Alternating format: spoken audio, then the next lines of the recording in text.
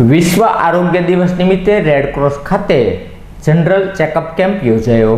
વિશ્વ આરોગ્ય દિવસ નિમિત્તે રેડક્રોસ ખાતે જનરલ ચેકઅપ કેમ્પનું આયોજન કરવામાં આવ્યું હતું। કેમ્પમાં ડાયાબિટીસ, હેમોગ્લોબિનની વિનામૂલ્યે તપાસ કરવામાં આવી હતી। તદુપરાંત અત્યારના સમયમાં ઉનાળો હોય જેના કારણે રક્તની અછતના કારણે દર્દીઓને સમયસર રક્ત મળી રહે તે માટે રક્તદાતાઓને રક્તદાન કરવાની અપીલ કરવામાં આવી હતી।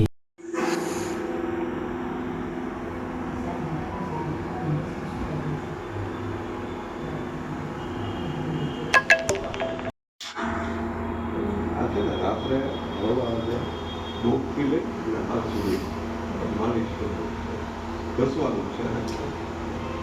પણ શુગર માટે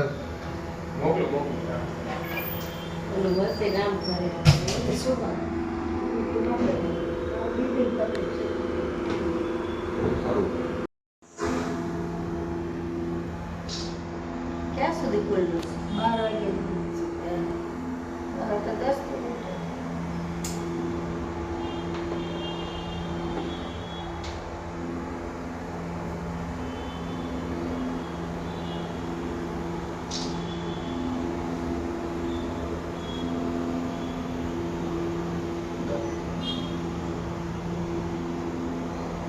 શુગર લો છે।